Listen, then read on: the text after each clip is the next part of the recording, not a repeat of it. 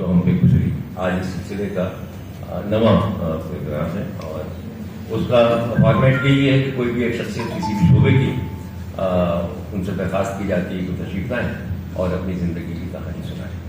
आज इखलाक अहमद हमारे साथ मौजूद हैं, किसी ताल्लुक़ के मोहताज नहीं है, साबिक़ एडिटर अखबार जहाँ और फिर मार्केटिंग और फिर अफसाने, ख़ासतौर पर अरबियन के अफसानों की किताब को अवार्ड भी मिला है, फेल करें अफसाने। तो मैं इखलाक अहमद साहब को यहाँ खुश आमदीद कहता हूँ और सदर कराची प्रेस क्लब नाबाजी जमीली से गुजारिश करता हूँ कि उनको बाकायदा आप खुश आमदीद कहें और उनको खुशबू के लिए राज़ी भी कीजिए, इन्वाइट भी कीजिए। बहुत शुक्रिया जावेद साहब। सबसे पहले तो मैं आप तमाम दोस्तों का शुक्रिया अदा करता हूँ कि आप तवातर के साथ जो हमारे प्रोग्राम हो रहे हैं उसमें शरीक हो रहे हैं और इस प्रोग्राम की गज़ो-वाहिद भी आपके इल्म में है कि किसी एक शख्सियत के साथ हम ये प्रोग्राम मुनक़्क़िद करते हैं। और ये जैसा कि सभा साहब ने आपको बता दिया कि ये 8-9 प्रोग्राम होने जा रहा है। तो आज के हमारे मेहमान शख्सियत इखलाक अहमद साहब हैं। इखलाक साहब का काम मुख्तलिफ समतों में फैला हुआ है। शुरू में इन्होंने जब डाइजेस्ट उसे काम शुरू किया तो वहाँ तराजुम किए, कहानियाँ की और फिर खासे अरसे तक अखबार जहाँ के एडिटर रहे और फिर ये मार्केटिंग के लिए एक कामयाब इनके अंदर एक शख्सियत छुपी हुई थी और अफसाने जो जाहिर है उनके मैं बहुत पसीन हूँ, खासतौर पर इनकी तहरीरों का। और हमेशा मैंने अगर कुछ लिखने की नस्ल में कोशिश की है तो इखलाक साहब को कुछ कॉपी करने की कोशिश की होगी।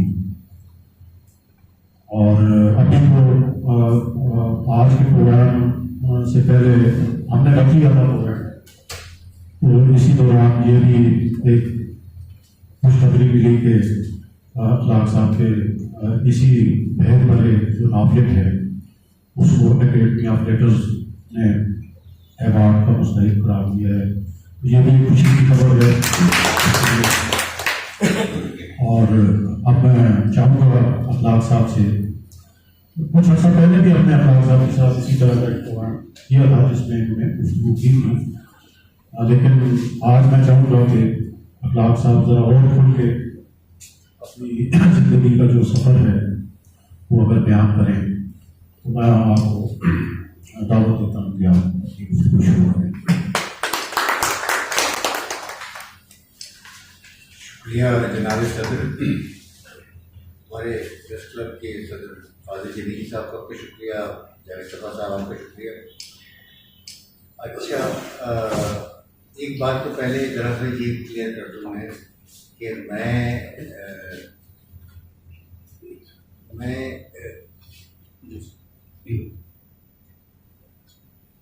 मैं अपना बासलाहियत नहीं हूँ जितना मैं नज़र आने की कोशिश करता हूँ। इसमें बड़ी मेहनत करता हूँ कि मुझे बासलाहियत समझा जाए, लेकिन अपनी सूरत हाल का मुझे खुद पता है। अच्छा, कुछ अर्सा पहले मुझसे किसी ने कहा, एक बच्चे ने कहा कि वो कराची के बारे में कुछ एक नंबर ला रहे थे, कराची की कहानी वॉल्यूम 3। तो उन्होंने कहा कि आप एक काम करें कि यार आप कितने साल से कराची में, मैंने कहा 60 साल 61 साल तो हो गए।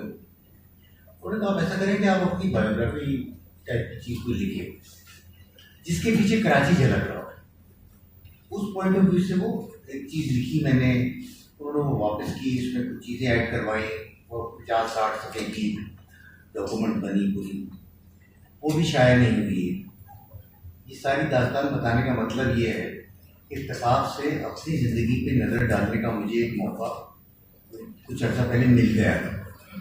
तो मैंने उसी हिसाब से पॉइंट्स कुछ बना के रखी है कि वो, ताकि आज जब बात हो तो उस तरह फोकस बात हो जाए। जब आप ऐसा बहुत कम होता है कि आप अपनी ज़िंदगी पे बात करें लोगों के सामने।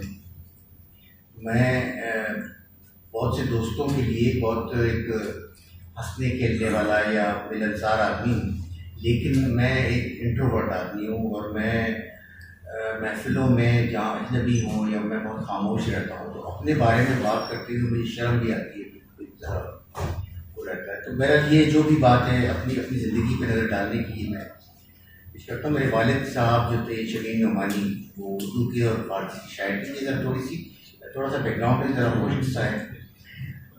वो सरकारी मुलाजिम भी थे और मेरी वालदा रहमत आरा खानम वो घरेलू खातून थी। हम 3 भाई हैं और वालिद और वालदा 1947 में गालिबन सितंबर में हिजरत करके ट्रेन के ज़रिए कराची लाहौर आए। लाहौर में रहे कुछ अर्सा और ज़ाहिर जिस बेस और ज़माने में आए थे। आए कहाँ से थे वो अजमेर शरीफ से आए थे। तो वो उसके बाद वो एक ज़िंदगी नई सिरे से शुरू की। हम 3 भाई हैं। मेरे एक भाई अहमद इकबाल हैं जो खुद शिकारी हैं और बहुत मारूफ हैं, और अनवार भाई जो मेरे मंझले भाई थे, उनका भी पिछले 3-4-5 साल पहले इंतकाल हुआ है। अच्छा,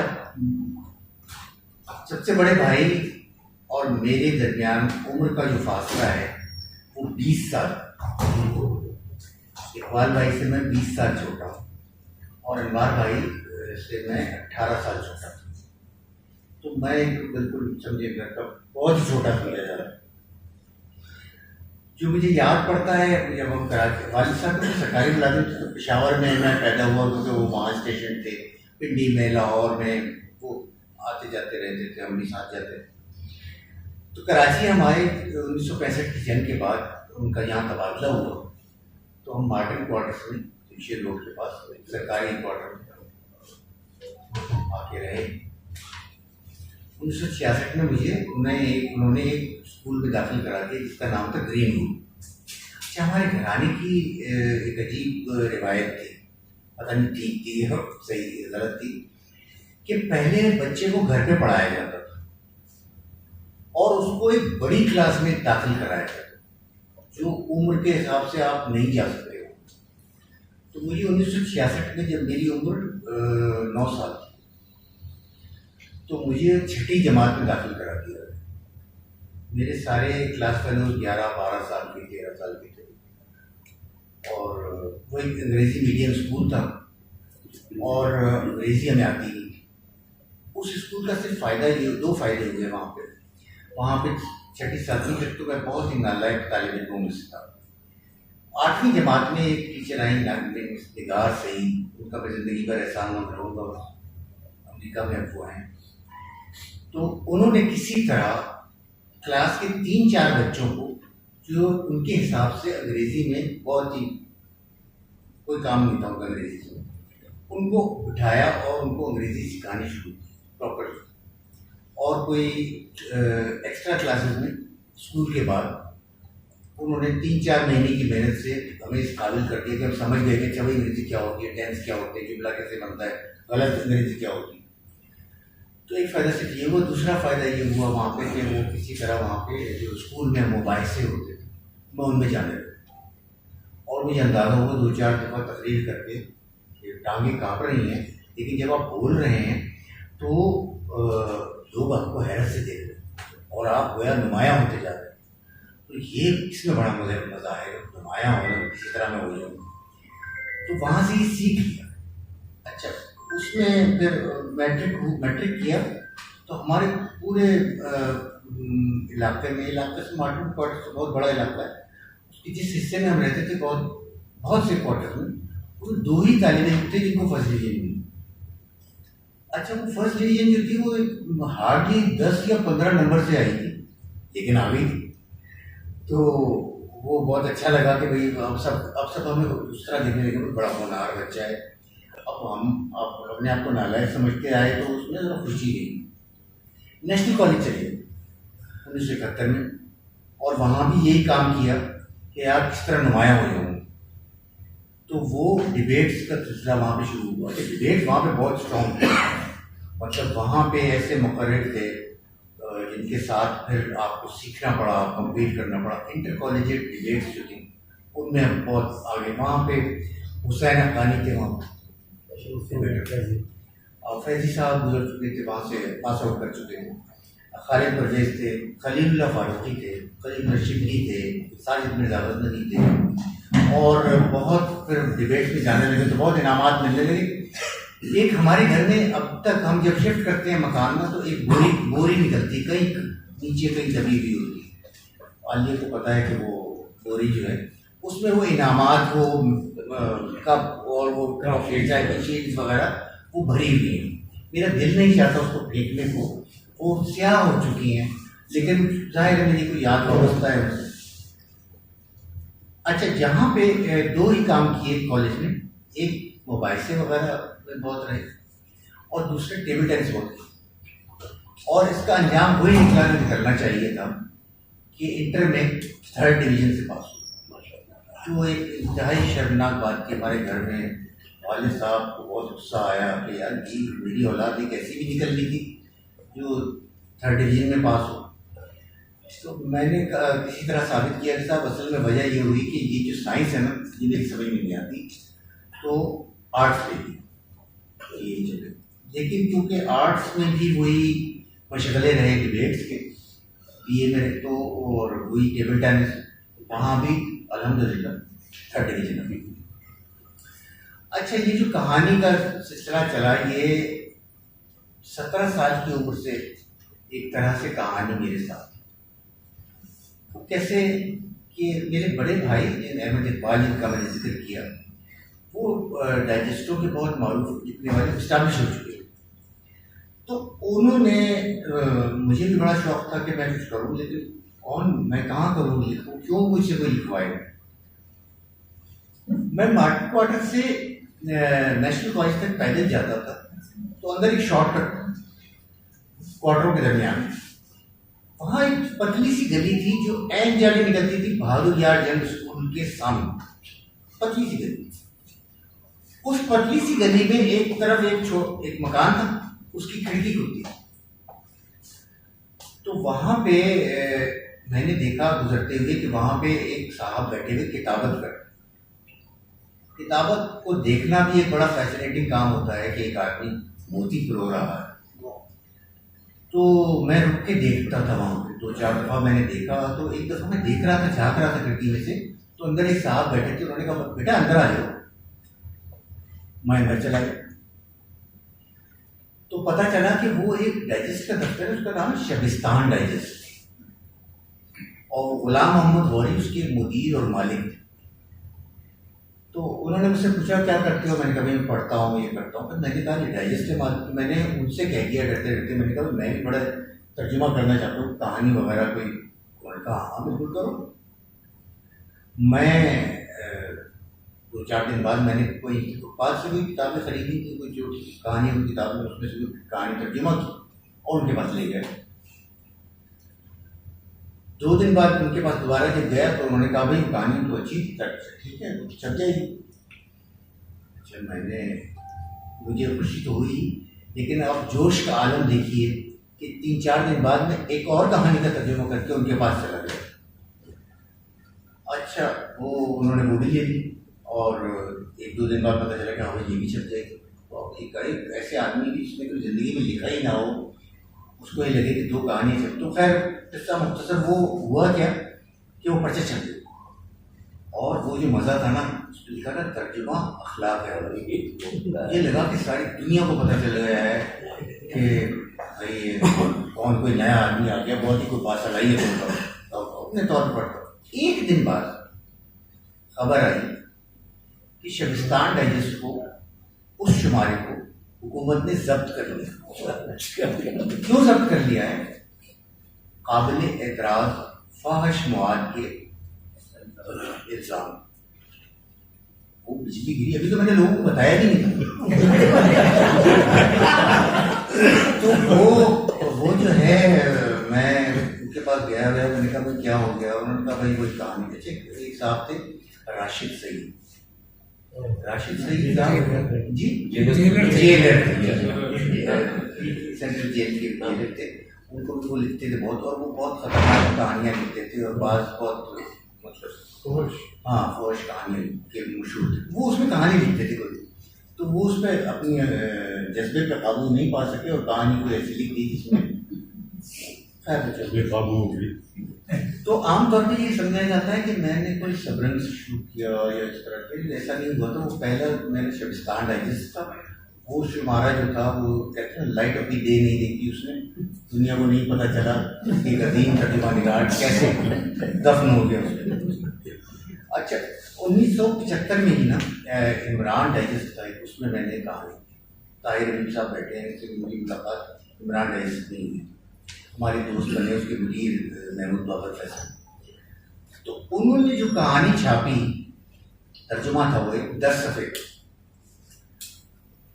उस वक्त तक मुझे लिखने के पैसे नहीं मिले, अब तक ये सब शौक चल रहा, तो वहां पे पैसे मिले, और पैसे मिले कि 5 रुपए फी सफ़े, 50 रुपए। अच्छा, 50 रुपए जो मिले, तो मैं घर गया अपने, और मैंने अपनी वालदा को दी। वालदा ने कहा कि अपने वालिद को, पापा को, मैं अच्छा हमारे बस वकील थे ज़रा, अच्छा उन लोग बीमार थे, बहुत बहुत बीमार। तो मैं उनके पास हिम्मत करके गया, और मैंने वो 50 रुपये उनके सामने रख दिया। मैंने कहा कि बाबा मैंने ये काम किया था, तर्जुमा किया था, उसके पैसे मिले। अच्छा, वो पुरानी वज़ा के शायर थे, अख्तर शिरानी के दोस्त थे, रबी गदम के दोस्त थे, तो मतलब उनके लिए, तो उन्होंने एक बात कही, उन्होंने कहा कि बेटा, वो उठ के बैठ गए, लेटे उठ के बैठ गए, उन्होंने कहा बेटा ये जो लफ्ज़ होते हैं ना, ये बेचने के लिए नहीं होते,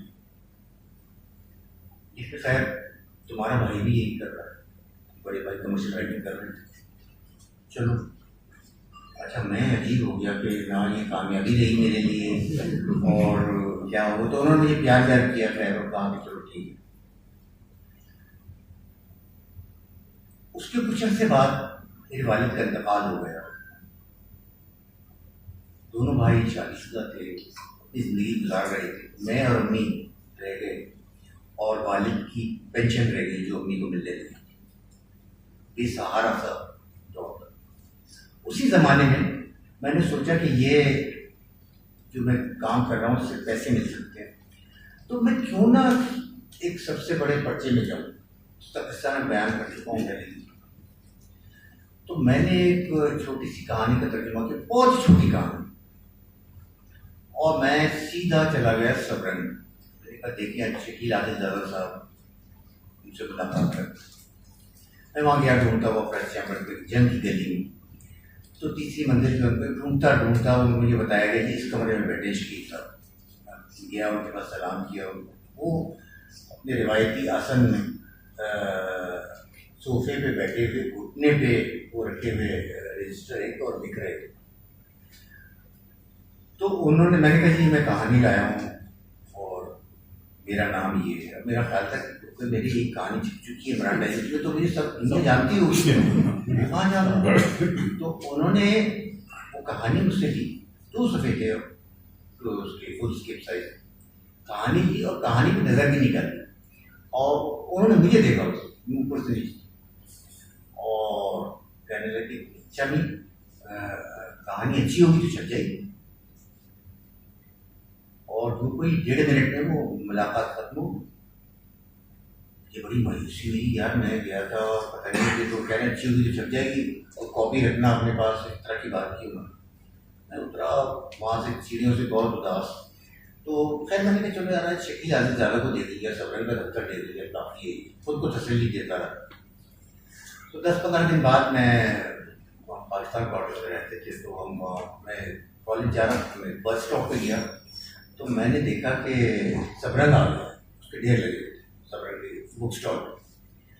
मैं किसी से वहाँ गया, मैंने कहा क्या पता कहानी से कोई, मैंने उसको खोला, उसकी फहरिस्त होती थी, उसमें बहुत बारीक नाम होते, तो उसमें मेरा नाम नहीं था।